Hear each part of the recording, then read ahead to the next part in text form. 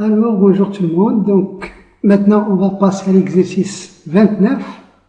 Dans cet exercice-là, on considère donc l'espace vectoriel R à la puissance R, muni de l'addition entre les fonctions et la multiplication externe d'une fonction par un réel.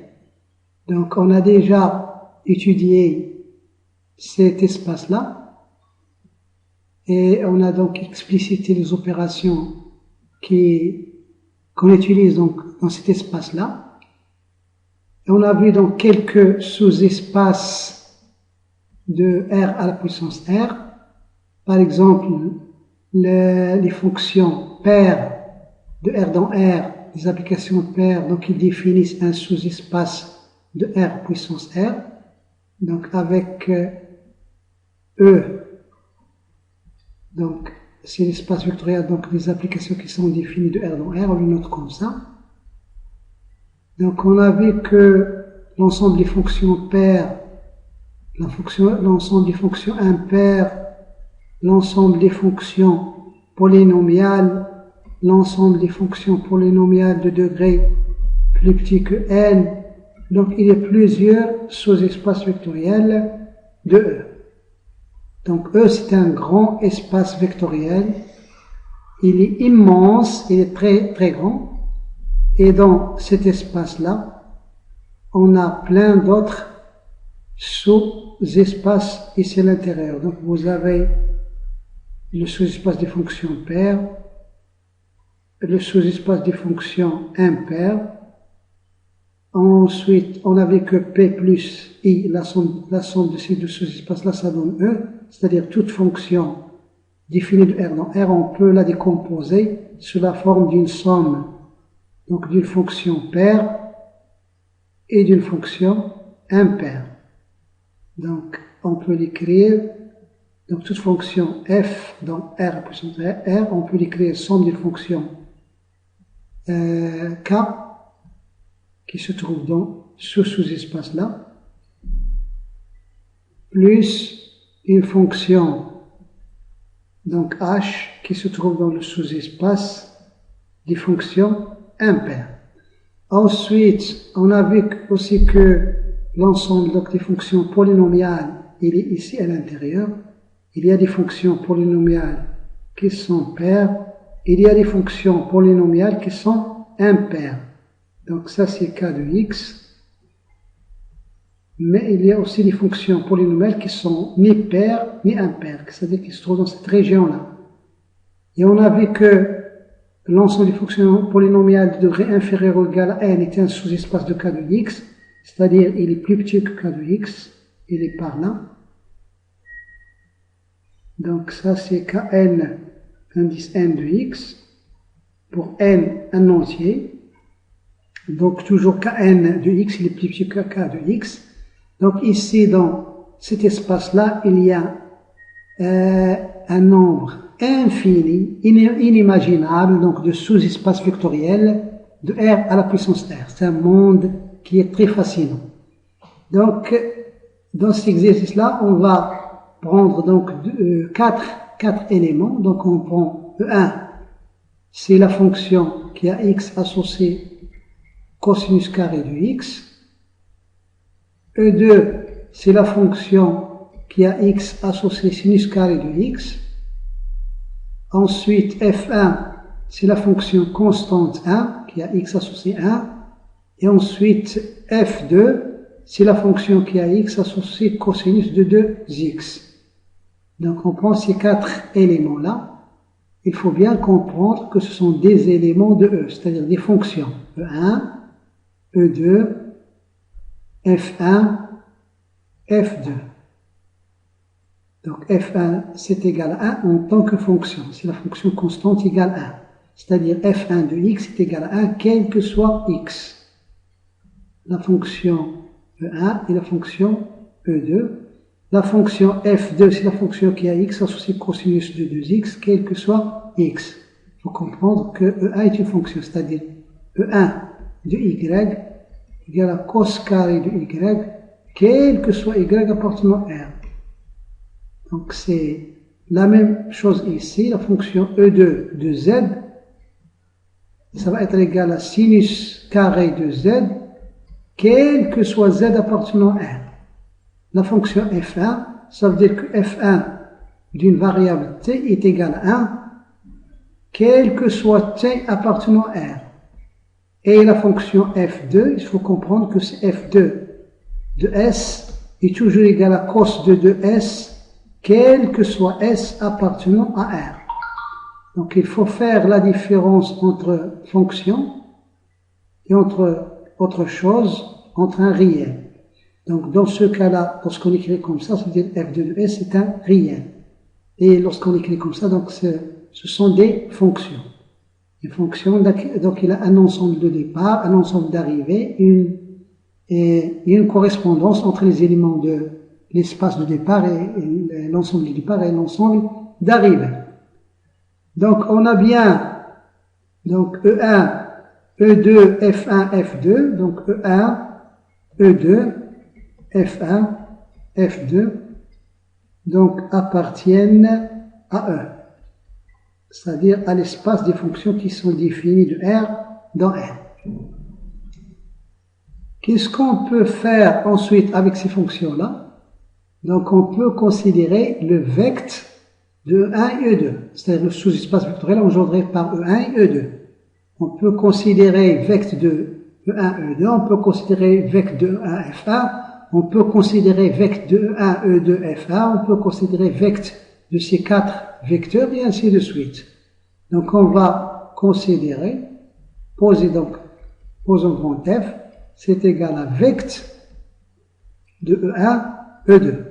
Donc là, on est dans un espace vectoriel, E1, E2, ce sont des vecteurs de E. Ça, par définition, c'est égal à l'ensemble des combinaisons linéaires de la forme alpha E1 plus bêta.E2, tel que alpha, bêta appartiennent à R, puisque E est un espace vectoriel sur R. L'ensemble des scalaires, c'est R. Donc, qu'est-ce qui se trouve dans F? Toutes les combinaisons de cette forme-là, alpha E1 plus bêta E2. C'est-à-dire toutes les combinaisons de fonctions de la forme alpha point la fonction cos carré x plus bêta point la fonction sin carré de x, tel que alpha, bêta appartiennent à R.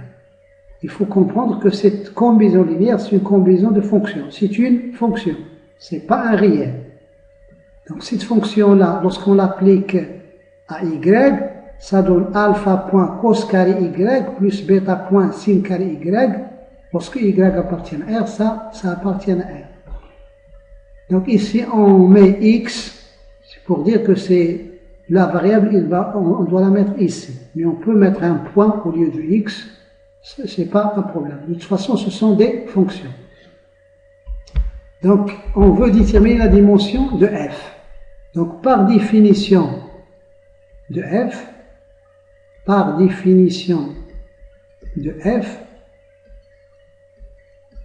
la famille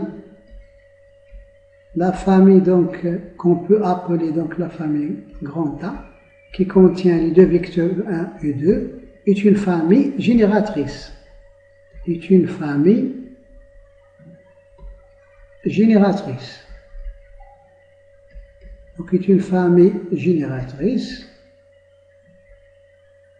parce que toute fonction qui est là est combinaison linéaire de 1 et 2.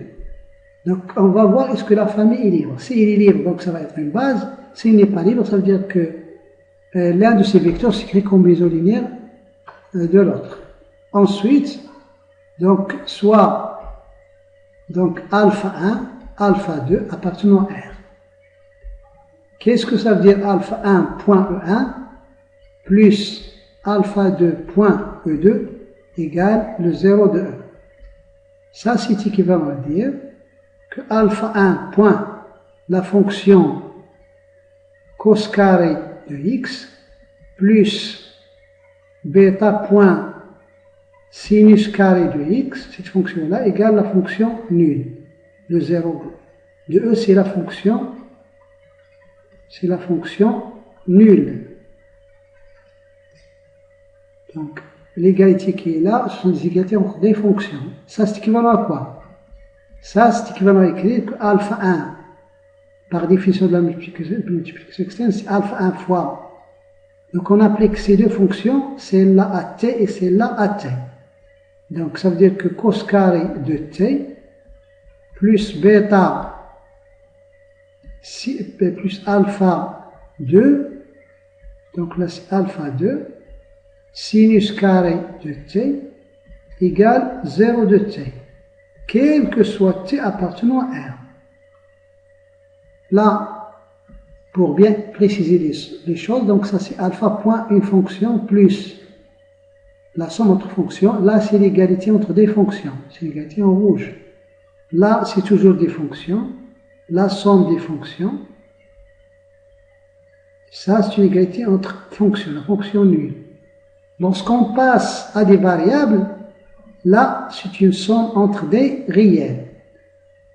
Lorsqu'on applique la fonction cos carré à t avec t un réel, donc ça c'est un réel, plus ça c'est un réel, égale 0 de t, ça va être un réel, quel que soit t.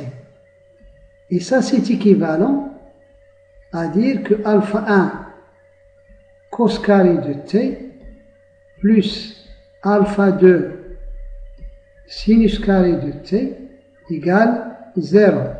Parce que 0 de t est toujours égal à 0, ceci quel que soit t appartenant à R. À partir de là, il ne faut pas oublier le quel que soit t. Et là, c'est une somme entre des réels, là c'est une égalité entre des réels. Donc, ce qui est écrit ici, si vous voulez, c'est une infinité de petites équations. Donc, pour chaque t appartenant à R, on a ça égale à 0. Donc c'est vrai pour t égale à 1, pour t égale à 1000, pour t égale à E, pour t égale à pi, pour t égale à racine de 5, c'est vrai pour tous les t. Cette égalité-là qui est entre des fonctions, c'est équivalente à ces équations-là. Ce sont des équations pour chaque t, on a une équation qui est vraie pour t. Est-ce qu'à partir de là, on va avoir alpha 1 égale alpha 2 égale 0 ou non?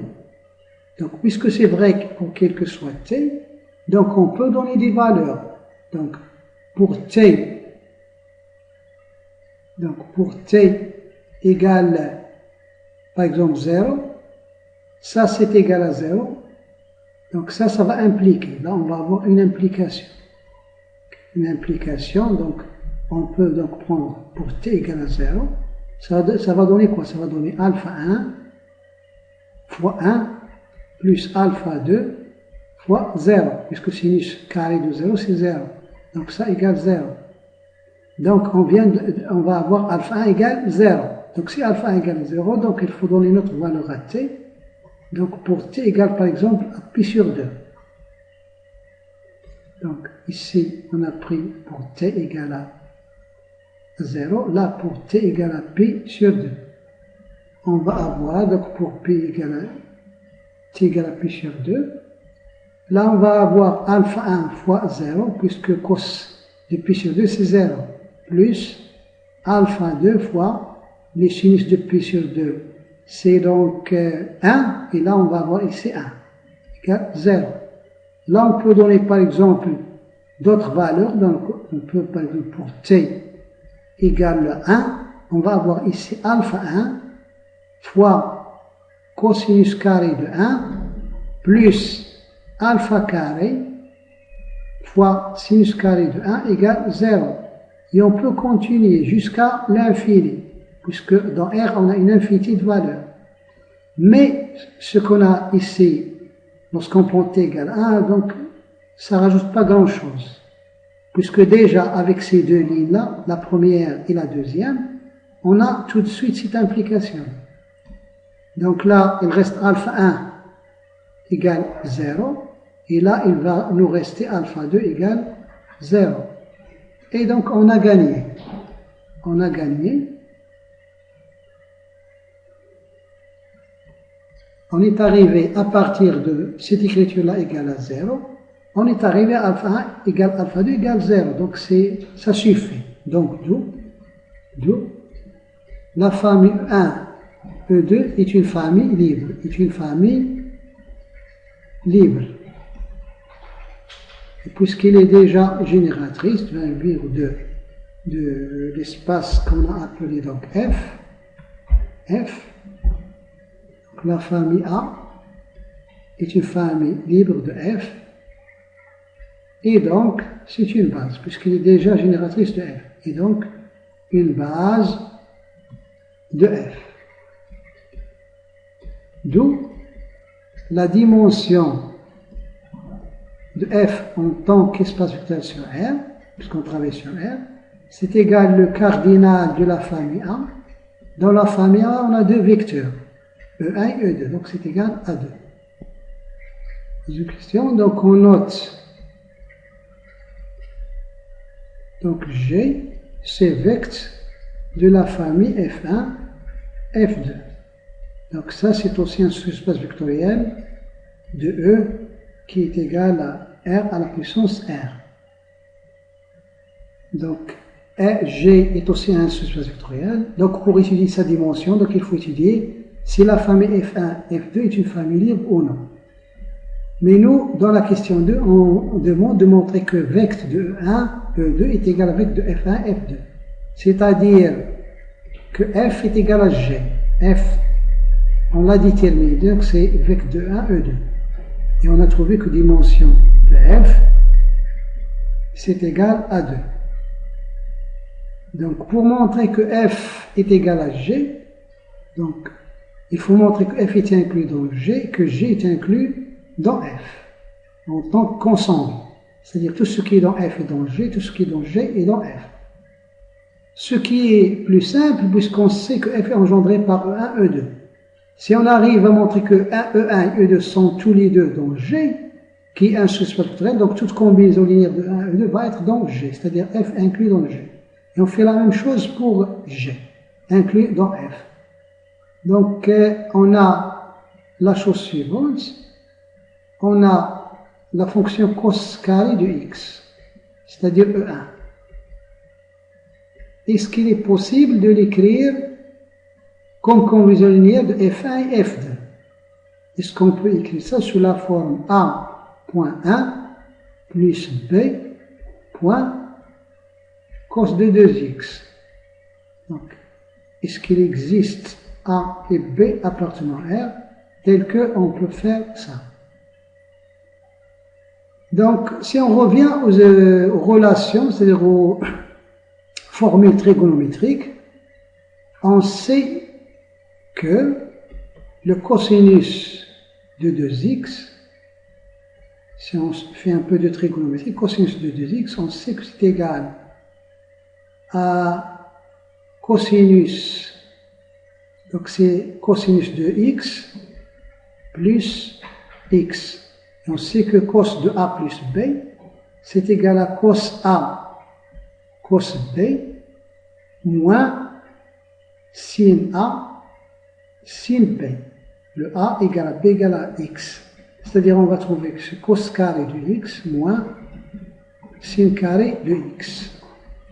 Et en utilisant le fait que donc sinus carré de x, c'est égal à, on a cos carré de x moins. On sait que cos carré plus sin carré égale à 1. C'est-à-dire que sin carré c'est 1 moins cos carré de x. Et là donc on trouve, c'est 2 fois cos carré de x moins 1. Donc, d'où la fonction cosinus de 2x, on peut l'écrire donc plus 1, c'est égal à cos carré de x, donc le tout divisé par 2. Donc si on multiplie, si on fait cosinus donc de 2x plus 1 et on divise par 2, on va avoir cos carré de x. Donc on arrive à cos carré de x, c'est égal donc, on veut avoir quelque chose de cette forme-là, donc c'est égal à 1 demi point 1 plus 1 demi point la fonction cosinus de 2x. C'est-à-dire c'est 1 demi, donc c'est 1 demi point f1 plus 1 demi point la fonction f2. Là, ce sont des égalités entre des fonctions. Ce qui implique que le vecteur E1, il s'écrit donc 1 demi point f1 plus 1 demi point f2. Et ce qui implique donc que le vecteur E1, il appartient à G. De même, si on prend le vecteur E2, le vecteur E2, c'est la fonction sinus carré de x. La fonction sinus carré de x, en revenant à cette formule-là, on va avoir ici, si on remplace le cos carré par 1 moins sinus carré de x, donc moins sinus carré de x, donc ça fait 1 moins de sinus carré de x. Donc en exprimant le sinus carré en fonction de cos de 2x, on va avoir donc sinus carré c'est égal à 1 demi, 1 moins cos de 2x. C'est-à-dire, on va avoir ici 1 demi, point 1, plus moins 1 demi, point la fonction cos de 2x. C'est-à-dire, le vecteur E2, donc ça, il va s'écrire 1 demi, point f1, 1 demi, point f1, plus moins 1 demi, point le vecteur f2. Donc f1 c'est la fonction 1, f2 c'est la fonction cos de 2x. Donc ce qui implique aussi que E2 est un vecteur de G. Il appartient à G. Donc E1 et E2 appartiennent à G, qui est un sous-espace vectoriel, ce qui implique que toute combinaison linéaire, quel que soit alpha, bêta, appartenant à R, la combinaison alpha E1 plus bêta E2 va être dans G. Donc d'où vecteur de E1 E2, c'est-à-dire F, donc il est inclus dans G, puisque tous les éléments de F sont dans G, c'est-à-dire toutes les combinaisons linéaires de 1 et 2 sont dans G. De même, on a, donc d'après le calcul qu'on vient de faire, on a écrit F1 en fonction de E1 en fonction de F1 et F2, c'est-à-dire 1 demi point F1 plus 1 demi point F2. Mais on a aussi écrit que E2 est égal à 1 demi point F1 plus moins 1 demi point F2. Ça implique quoi? Ça implique la chose suivante. Donc si on fait ici la somme, 1 demi moins 1 demi, ça saute. Donc il reste ici F1. 1 demi plus 1 demi, ça fait 1. Donc F1 est égal tout simplement E1 plus E2. C'est-à-dire si la combinaison 1 point E1 plus 1 point E2. La même chose, si on fait la différence, donc E1 moins E2, on va avoir ici le F1 qui va sauter. Et là, on va avoir 1 demi plus 1 demi, F2. C'est-à-dire on va avoir F2 qui est égal à E1 moins E2. Donc c'est la combinaison 1 point E1 plus le coefficient moins 1 point E2. Ce qui implique que les vecteurs F1 et F2 appartiennent à grand F. Donc F1, F2 appartiennent à F. Ce sont des combinaisons linéaires de E1 et E2, qui, avec F, c'est vecteur de 1 et E2. Ce qui implique, de la même façon que, quel que soit alpha, bêta appartenant à R, les combinaisons alpha F1 plus bêta F2 vont rester dans F.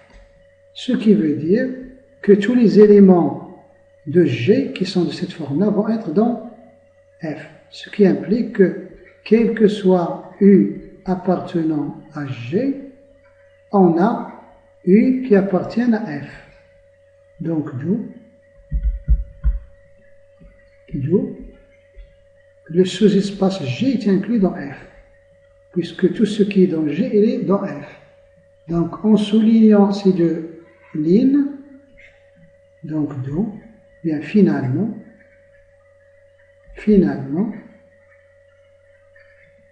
on a G est égal à F. G égale à F. C'est-à-dire les deux familles, la famille formée par les EI et la famille formée par les FI sont des familles qui engendrent le même sous-espace vectoriel. Donc, E1, E2, cette famille-là, on l'a appelée A. Et B, la famille B, qui contient F1, F2, donc engendre le même sous-espace vectoriel.